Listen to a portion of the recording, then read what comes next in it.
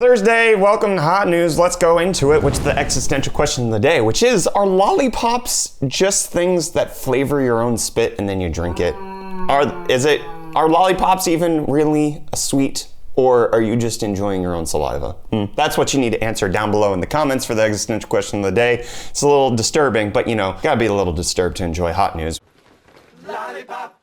Let's go ahead and talk about a disturbing new benchmark coming out, because it appears that AMD's desktop Renoir APUs are finally hitting benchmark sites. The Renoir APUs, in case you're not familiar, have Zen 2 CPUs plus some VEGA graphics to create, hopefully, what we're hoping to be an 8-core APU. However, the benchmark's not quite as exciting as that. The best benchmark we have so far is from a quad-core version. It does have updated graphics because the VEGA is now on 7 nanometers. And what we've seen already from the Ryzen 4000 mobile lineup is that they are 15% better than the previous generation. So there is some improvement in the graphics. The CPU, not so much. So from the benchmarks that we have, the quad-core version, which runs at 65 watts, actually performs slightly worse than the 3400G right now. This is likely due to the low clock speeds on the engineering sample that we're seeing hit the benchmarks, but it doesn't really boast a lot of confidence for me to be excited for this, because I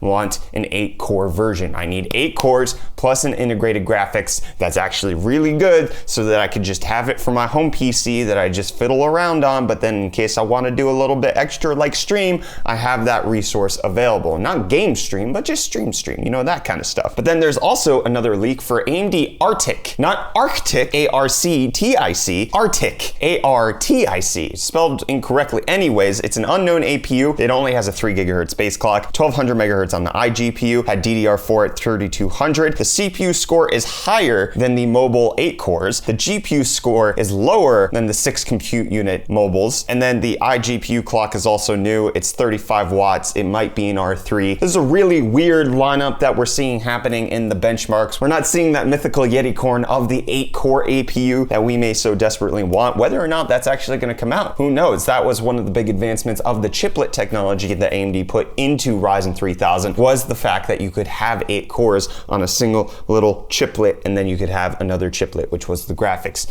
If they're going to utilize that, we just have to see. But you might also have to see if you can afford the new Ryzen 7 3800X. It's not really new. It's been out for like 9 months now, which is a long time. Anyways, it's on a Mother's Day sale on Newegg for $340, which is actually a really good price for the 3800X. It also just made me very, very nervous that Mother's Day was this weekend, which it's not. May 10th is Mother's Day, so you still have like 3 weeks. I had a little panic because, you know, I got to buy my wife stuff from the kids, and it's just a whole thing. Anyways, what's also a whole thing is Der Bauer posted a video yesterday where they overclocked an FX 8350 to 8.1 gigahertz. Holy crap, go check out this video. I don't want to give you too much. We're not going to play too much here, but go watch them overclocking an 8350 to 8 gigahertz. It's crazy. Illegal. It's illegal. It's illegally good. But you know what else is illegal? NVIDIA lying about RTX Voice, saying that it runs on RTX. It was presumed that RTX Voice would take advantage of some of the new technology on the RTX cards, such as the tensor cores. Since it's supposed to be AI processing,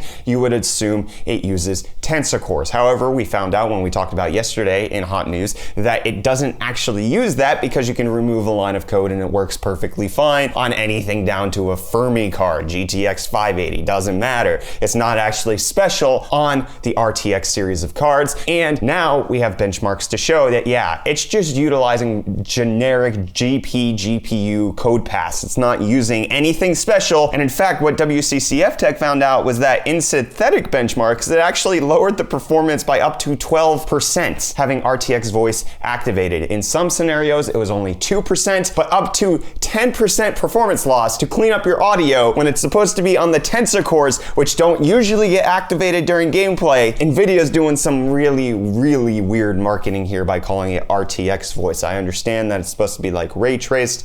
It's not. It's not using any new technology that we're aware of. On an RTX 2060, you're gonna lose 11% performance by having this on in the worst case scenario, which is not good. NVIDIA, you made something beautiful, but then you also made it cost too much. Is there a price too high to pay? I would say yes. However, I disagree. But I wouldn't say yes when it comes to this new EVGA 2080 Ti that got announced yesterday. I know, 2080 Ti, nothing new, nothing special. Anyways, I think it's beautiful. It's the EVGA GeForce RTX Hydro Copper. It looks beautiful to me. It's gonna start at $1,450. It comes with the water block, so it's like, should you buy it? Probably not. Do you want it in your system? Hecka yes. Which is also what people are saying to Google Stadia. Hecka yes, because they've announced that they've passed 1 million downloads. Google Stadia has hit 1 million downloads on the app. Not that there's 1 million users signed up for it, because you obviously can have the free version now, and then you also got Stadia Pro, which gave you 2 months for free at this point, but then also people just downloaded the app to check it out and see what's there. So I wouldn't say that they have 1 million users. They haven't really reported on those figures yet, but 1 million app downloads to Stadia. Why do you do this to yourself? And why is ADATA making laptops? The company that I best know for RAM and SSDs, they are now making the XPG Xenia laptop in collaboration with Intel. It's likely going to be using some sort of ODM like Clevo or Tongfang. Anyways, it's gonna have a 2070 Max-Q, a Core i7 processor, up to 32 gigs of RAM. It's kind of a big, beefy gaming laptop, kind of what you would expect. It also has a really, really garish sticker on it that says "Game to the Extreme," which, ADATA, I know this is your first foray. Less is more in this instance, okay? I'm okay with the giant XPG logo on the back of the laptop. Don't give me less, give me to the max. No, stop. Which is unfortunately what Magic Leap has said to 1,000 of their employees. No, stop coming to work because we're laying you off. Which appears to be up to 50% of their workforce. This has seemed to have been a long time coming. Magic Leap not really making the leaps and bounds in the technology like we were expecting them to. It did seem like that they were on the downcline when it came to their company, and it seems like the whole Voldemort situation has finally given them an excuse to cut the expenses that they needed and cut the people that they didn't want to hold on to, which sucks. In a backward scenario, Patreon, which is seeing a larger influx of creators and supporters more than ever, Magic Leap on the decline, Patreon on the incline, they've laid off 13% of their staff. 30 employees have been laid off on Patreon due to economic uncertainty. Obviously, what we're finding is that this economic situation, everything going on with Voldemort, is giving companies an excuse to do things that they were probably planning to do all along, but now have a public face-saving version of it, which is, hey, Voldemort, you can't blame us, because something else, we weren't gonna fire you, but we really were. We were just, we just didn't have the guts to do it right now. But you know who has guts? SK Hynix, because they are announcing that they're going to be mass producing their 128-layer NAND flash in Q2. But not good job Valve, because there's been a leak of the source code for CSGO and Team Fortress 2 from 2017 and 2018, which Valve has come out and said this isn't a big deal, this really won't affect anything, that's source code that we used a while ago, but might give them more of an inclination to finally launch the Source 2 engine for TF2 and CSGO. However, the response by Valve, as far as I'm aware, only addressed CSGO and not TF2, even though the hacks affect TF2, which basically means Valve hates TF2 and wants it to die. And they're just gonna let it die because they can't count to 3. There's not gonna be a Team Fortress 3. I fear no man, but that thing, it scares me.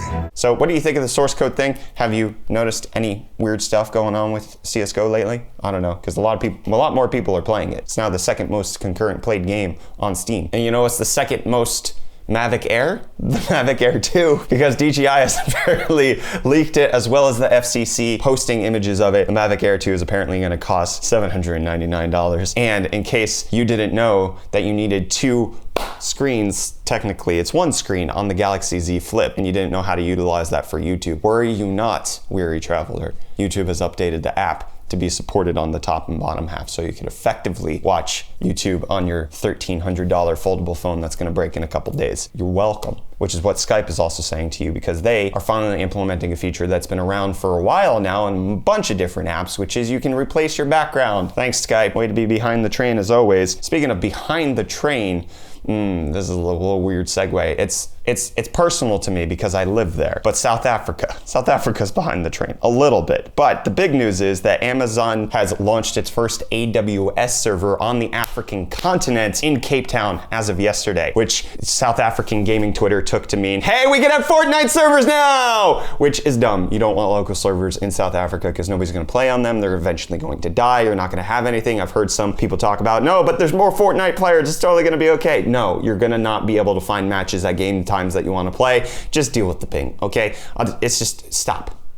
Okay, stop trying to get local servers for games in South Africa. It's dumb. I don't know if Jason feels the same way, but you know, he can edit his opinion in if he wants. I'm gonna edit my opinion into this announcement by GameStop that they're gonna be opening some of their stores. It was bullcrap. Apparently, a third of their stores are still closed. 2/3 have been open, but only for curbside pickup, but they're gonna be opening stores in several different regions. They're gonna be opening stores in Italy, Germany, Austria, and the states of South Carolina and Georgia, because, you know, why not? Let's definitely get a second wave of Voldemort. That's what I'm saying, getting gamers into tight little packed retail stores that, one, their customer base aren't known for being cleanly. 2, aren't very big because GameStop can't actually afford really big retail areas. And 3, you know, you're dealing with used stuff all of the time, trading in used games, used hardware. Yeah, just, you know, perfect brewing storm. Get that populace back to the stores. Gamers. That's who we really want in the stores, where, you know, they go to cons, conventions, and they have to post signs that you have to shower. Those people, yes. I'm among them, but I shower. And I've been married for like a decade, so what do you got on me, gamers? I don't know if that's too salty. I'm completely kidding. You guys be the judge. Jason, leave it in. I'm being a turd in jest. So I love you all. Thank you for watching. It's just a joke. What I don't love is ASMR. I'm not a person who enjoys it. It's not my thing. I also don't enjoy horror movies. Not really my thing. Some thrillers, some suspense, maybe, but the general, like, normal horror movie doesn't do it for me. So I'm not gonna watch this, and I don't know if it's any good. I just wanted to throw this out there to the audience because I saw it during my research, and I was like, I would want to watch this, but I don't want to. An ASMR horror film, an 11-minute short film about ASMR horror. It piqued my interest because of those two genres typically don't mix, and now they're mixed. You can check the link in the video description to check it out, called Tingle Monsters. So if you want to watch let me know if you've seen it, if you want to see it. Tingle Monsters. Is it tingling your monster? And am I a monster for asking the existential question of lollipops just being flavored spit? Is that you're just swallowing your own juices and lollipops make you think that it's something worthwhile? I don't know. Answer down below in the comments. Hit the like button if you enjoyed this episode of Hot News, which maybe you didn't. I'm Brett. You've just been newsed. I'll see you in the next one. Bye.